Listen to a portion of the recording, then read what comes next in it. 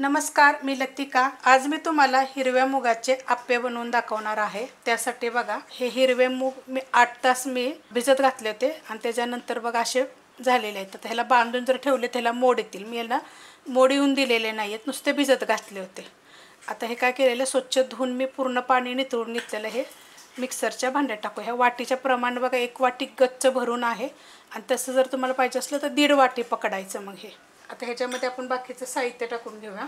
4 लसणाच्या पाकळ्या, आलं घेतलेलं आहे अर्धा इंच, 2 हिरव्या मिरच्या। आता हे काय करते, मी एकदा फिरवून घेते। बंद चालू करून बघा मी 2 वेळा फक्त फिरवून घेतलेलं आहे। त्याला जास्त असं पेस्ट वगैरे केलेली नाही, थोडंसं दरदरच आहे। त्याच्यामध्ये सेम वाटीच्या प्रमाणात अर्धे वाटीला मी थोडंसं कमी असा 0 नंबरचा रवा टाकलेला आहे। छोटा अर्धा चमचा ह्याच्यामध्ये जिरं टाकायचं, अर्धा चमचा तुम्ही ह्याच्यामध्ये धने जरी टाकले तरी चालेल। आणि हे आता मी फिरवून घेणार आहे। ह्या चमच्याच्या मापानं बघा 3 चमचे फक्त मी पाणी टाकलं होतं, थोडंसं जास्त जरी टाकलं तरी चालेल। आता हे एका वाडग्यामध्ये आपण काढून घेऊया।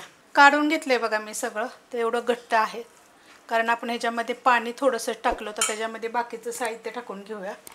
ह्याच्यामध्ये एक छोट्या आकाराचं गाजर मी वरची साल काढून खिसून घेतलेलं आहे आणि 2 ते 3 चमचे, ह्या चमच्याच्या मापाने 3-4 चमचे हे पत्ताकोबी घेतलेला आहे, तो पण आपण टाकून घेऊया।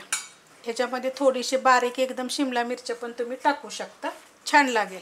ह्याच्यामध्ये टाकायची आपल्याला थोडीशी कोथिंबीर, अर्धी वाटी कांदा, म्हणजे मिडियम आकाराचा एक कांदा होता, वाटीच्या प्रमाणे सेम वाटीच्या प्रमाणे अर्धी वाटी घेतलेला आहे। थोडा कमी जास्त केला तरी पण चालू शकते। त्यात टाकायचे आपल्याला चवीप्रमाणे मीठ। आता हे आपण पहिलं मिक्स करून घेऊया, चांगलं व्यवस्थित मिक्स करायचं। मस्त असं बघा मी मिक्स करून घेतलेलं आहे। अशा पद्धतीत चांगलं एकजीव करून घ्यायचं। ह्याच्यामध्ये टाकायचं आपल्याला खाण्याचा सोडा, छोटा अर्धा चमच्याला पण कमी एवढंच टाकायचं, जास्त नाही टाका। त्यातला पण बघा मी काढून घेतलेला आहे। आणि ज्या भांड्यामध्ये आपण जे बारीक केलं होतं ना त्यामध्ये थोडंसं मी पाणी टाकलं होतं। मिक्स करून घेऊया। ह्याच्यामध्ये आपण थोडंसं अजून पाणी टाकून घेऊया, तेच पाणी मी टाकलेलं आहे। म्हणजे एक 2-4 चमचे मी त्यात पाणी ठेवलं होतं, कारण की रवा जो होता ना एकदम 0 नंबरचा बारीक होता। त्याला फिरवल्यानंतर एकदम चांगला असा भिजला जातो, तो काय कच्चा वगैरे राहत नाही। आता एक 5 मिनिटासाठी आपण असंच ठेवूया झाकून। 5 ते 7 मिनिट झाले बघा, पीठ आपण झाकून ठेवलं होतं।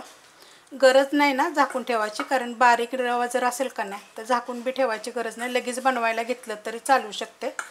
जर मोठा रवा असेल तर थोडा वेळ मग झाकून ठेवा, जर नाही जास्त आपल्याला वाटलं की लय बारीक नाही वाटत तर झाकून ठेवा। पण सोडा टाकू नका, मग नंतर बनवताना सोडा टाका। आप्पे पात्र बघा मी गरम करत ठेवलेलं आहे, त्याच्यामध्ये आपण तेल टाकून घेऊया। पहिलं तेल बघा मी सगळीकडे सोडून घेतलेलं आहे। गॅस आहे मीडियम। आता आपण ह्याच्यामध्ये जास्त काय आपल्याला ह्याच्यामध्ये सोडायचं नाही, कडनं पहिले सोडून घेऊया, कारण मध्ये गरम लगेच होतं। 1-1 चमचा बघा मी सोडलेला आहे। गॅस मीडियम आहे। आता आपण ह्याची खालची साईड चांगली भाजून घेऊया। 2 मिनटं झालेत बघा, मीडियम गॅसवर आपण केलं होतं, तर हलवून घेऊया।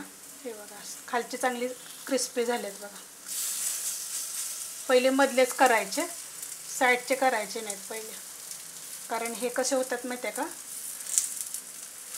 थोडं थोडं हलवायचं, कारण हो काय असं पीठ आपलं साईडला आलेलं असतं का नाही तर ते चिटकून बसतं। गॅस बारीक करायचा। आता आपल्या खालची साईड चांगली भाजली गेलेली आहे ना, बारीक करायचं। हे बघा मस्त बघा, सगळे आपले आप्पे चांगले निघालेले आहेत, व्यवस्थित एकदम भाजलेले, खरपूस एकदम भाजतात असे। आता वरनं थोडं थोडं तेल सोडून घ्यायचं, असं सगळ्याला मी आता तेल सोडून घेते। पहिलं तेल बघा एकदम थोडं थोडं सगळीकडे मी सोडून घेतलेलं आहे। आता 2 मिनटं खालच्या साईडनं मीडियम गॅसवर भाजून घ्यायचं। पण लक्षात ठेवायचं, आपलं जर हे आप्पे पात्र पातळ वगैरे असलं तर लगेच हलवायचं, नाही तर खालचं करपून जाईल। आपले आप्पे तवर खालचे भाजून घेते, तोपर्यंत आपण चटणी बनवून घेऊया। तर कोथिंबीर घेतलेली 1 मुठभर, कोथिंबीर टाकल्यानंतर आपण हा पुदिना टाकून घेऊया। कोथिंबीरची आणि पुदिन्याची मी कवळी जेवढी होती तेवढी पण देठं घेतलेली आहेत। हे ओलं खोबरं घेतलेलं आहे, अर्ध्या वाटीचा अर्धा भाग असं खोबरं घेतलेलं आहे। त्याच्यामध्ये टाकायचे आपल्याला तिखटाप्रमाणे हिरवी मिरची, लसूण, अर्धा इंच आलं, छोटा अर्धा चमचा जिरं, त्यात टाकायचे चवीप्रमाणे मीठ आणि त्यात टाकणार एकदम थोडीशी अशी साखर टाकायची, त्यानं चव छान येते। आता हे मी फिरवून घेते। खालची साईड आपण भाजले का बघूया, बघा मस्त अशी खरपूस झालेली आहे। हे बघा, हे बघा। आता हे मी एका प्लेटमध्ये मी काढून घेते आणि तुम्हाला मी दाखवते। थोडंसं पाणी टाकून मी बारीक करून घेतलेलं आहे, एकदम पेस्ट अशी केलेली आहे. तर ही काय करते का वाडग्यामध्ये मी काढून घेते. वाडग्यामध्ये बघा मी पूर्ण सगळी चटणी काढून घेतलेली आहे. तडक्या पॅनमध्ये मी तेल गरम करून घेतलेलं आहे. त्यावर टाकणार आहे थोडीशी मोहरी, जिरं, हिंग पावडर, कढीपत्ता, फोडणी वतून घेऊया. मस्त अशी झालेली आहे. मिक्स पण करून घ्यायची व्यवस्थित एकदम.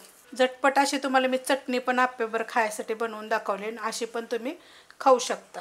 आप्पे बघा मी सगळे काढून घेतलेले आहेत आणि एक तुम्हाला मी तोडून पण दाखवते. वरनं एकदम कडक, आतून एकदम बघा जाळीदार सॉफ्ट एकदम, आणि खूप चविष्ट लागतात बरं का. एकदा जरूर करून बघा. ह्याच्याबरोबर मी तुम्हाला चटणी पण दाखवलेली आहे. रेसिपी आवडली तर लाईक करा, सबस्क्राईब करा, कमेंट करा आणि शेअर बी करा.